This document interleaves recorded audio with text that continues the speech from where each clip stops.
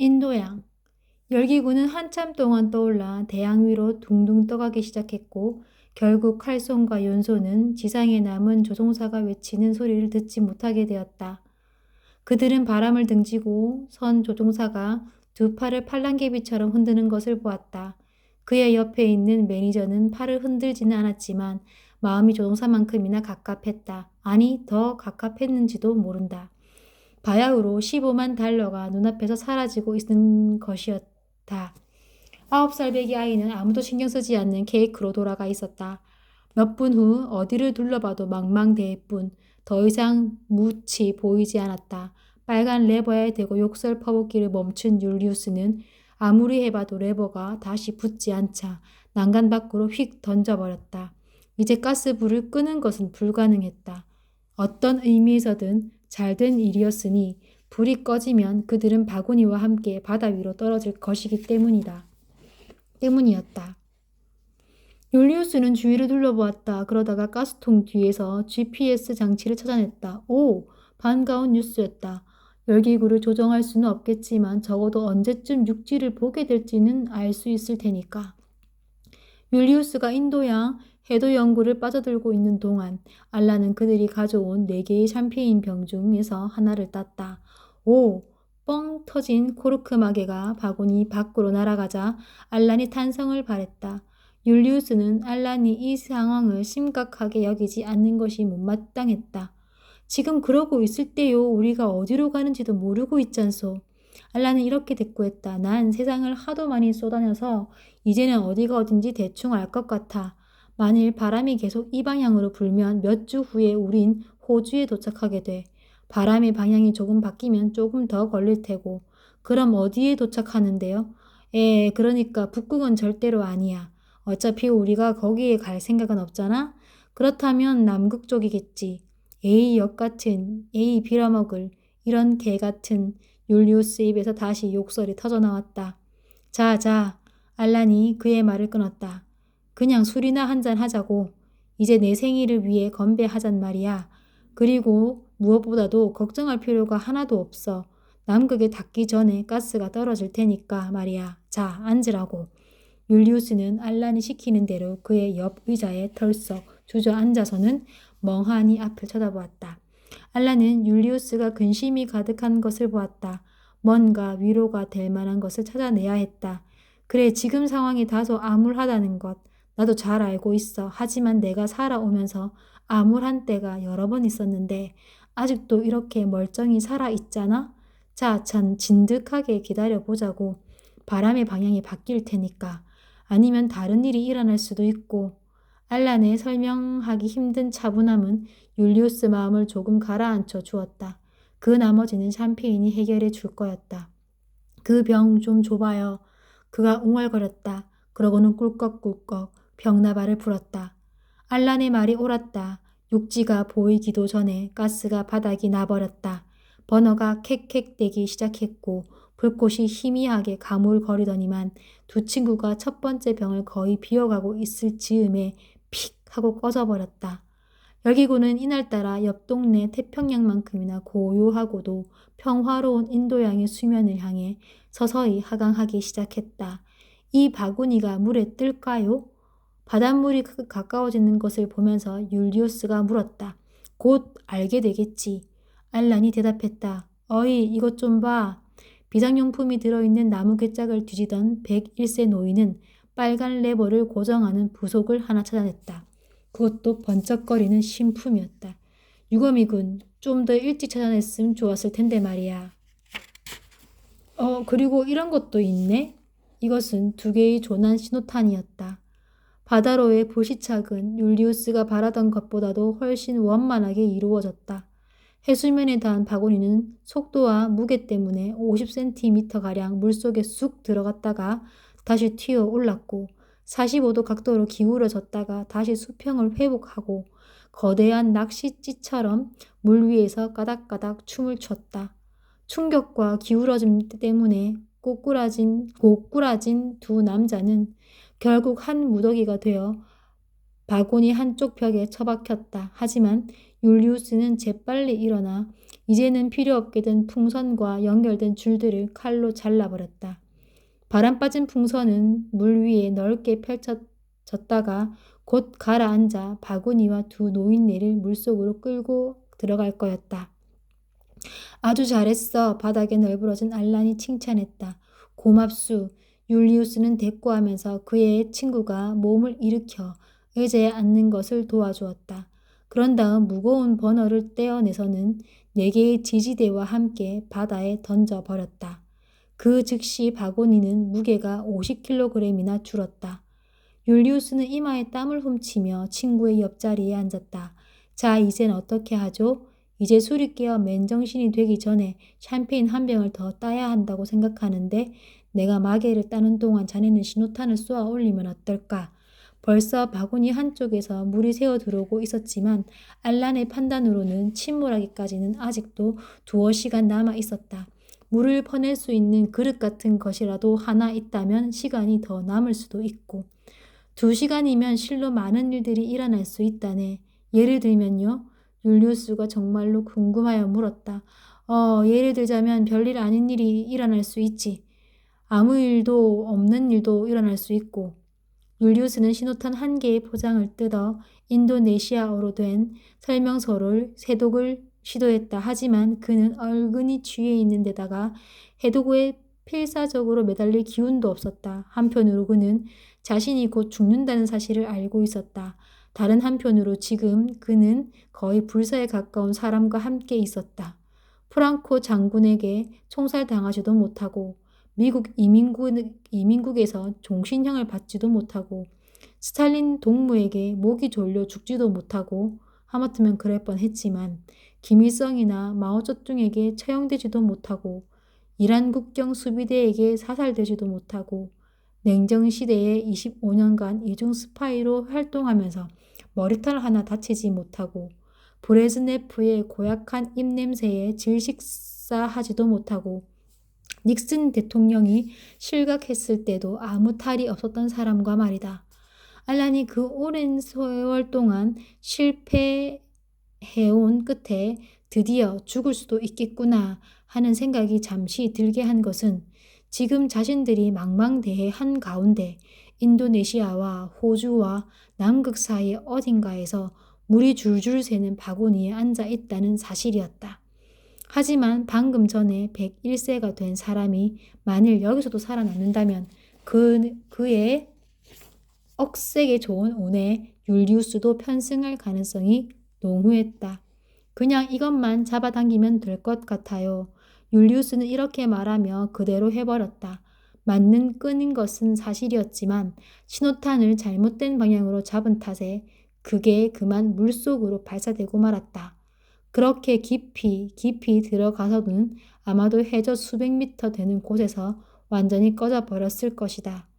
율리우스는 다 포기해버리고 싶었다. 하지만 알란은 세 번째 샴페인 병을 따서 친구에게 내밀며 몇 모금 마시라고 권했다. 자네 따라 마셔도 되고 그냥 마셔도 좋아. 내가 보니 자네에게 좀 필요할 것 같아.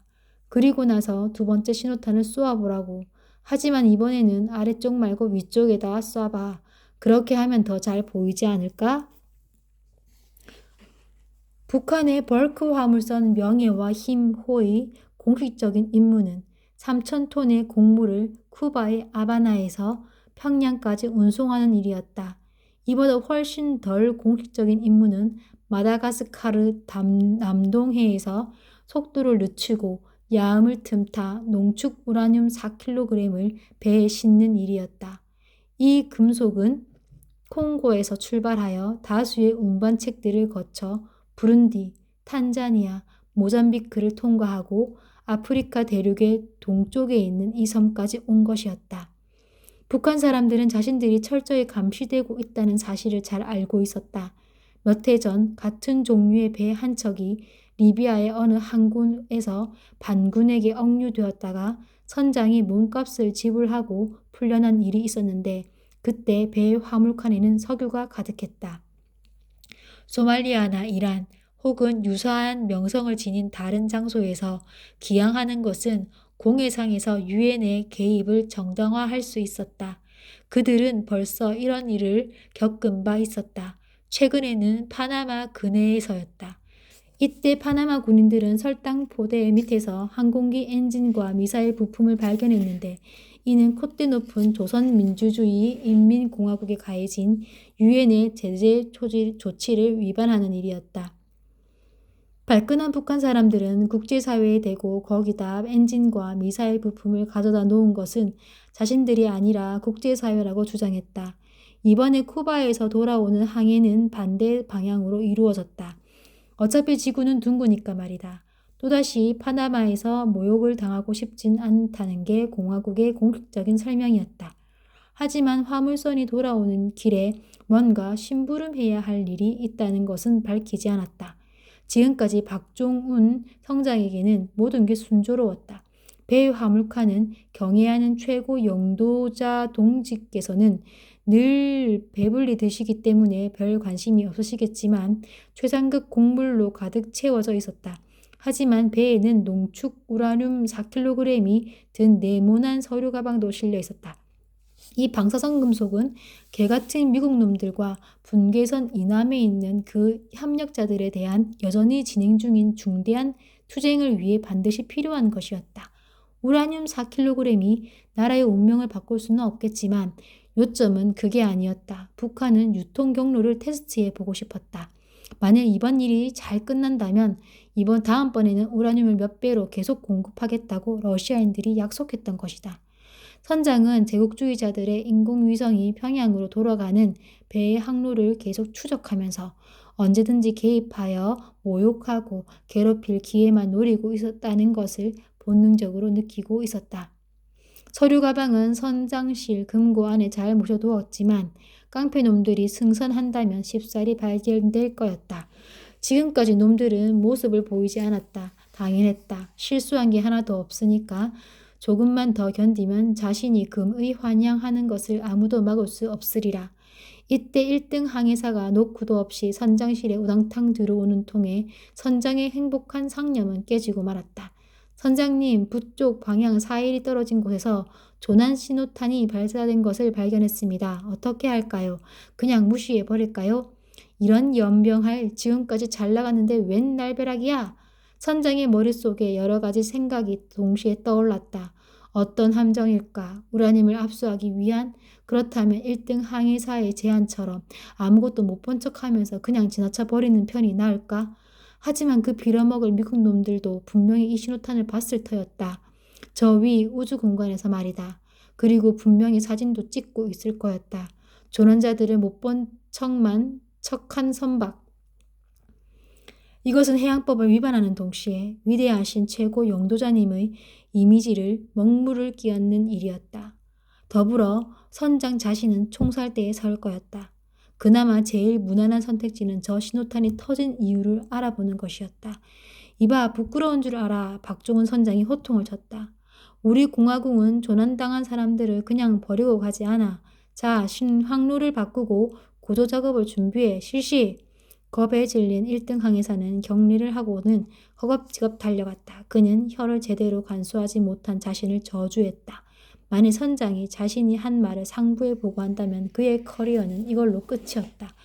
커리어만 끝난다면 그나마 다행이었다. 두 노인이 탄 바구니에는 이제 바닷물이 발목까지 들어차 있었다. 검은색 태블릿에 몰두해 있는 알라는 그게 이 망망대의 한가운데서도 여전히 작동하는 것을 보고 놀랐다. 세상에, 이 얘기 좀 봐. 이 얘기 좀 들어봐. 짐바브웨 대통령 로버트 무가베는 동성애가 비아프리카적 행위인고로 동성애자들에게 가르침을 주기 위해 그들을 징역 10년형에 처할 거라고 발표했단다. 하지만 웃기는 짓을 하는 것은 대통령만이 아니었다. 무가베의 아내는 그녀의 아들과 호텔 방에서 시간을 보낸 어느 아가씨에게 전기 코드를 휘두르며 분을 풀었다고 한다. 정말이지 이 부부는 동성애뿐 아니라 이성애에 대해서도 문제가 있는 모양이었다. 율리우스는 친구가 읽어주는 최신 뉴스에 대해 뭔가 의견을 내놓기에는 너무 낙담해 있었다. 그래서 제발 조용히 하고 자기 좀 가만히 내버려 달라고 소리치려는 순간 멀리서 뚜 하는 백고동 소리가 울렸다. 수평선 저쪽에 배 한 척이 보였다. 물살을 헤치며 그들의 바구니를 향해 똑바로 날아오고 있었다. 어떻게 이런 일이 당신 또 살아나겠어요, 알란? 자네도 그럴 것 같은데?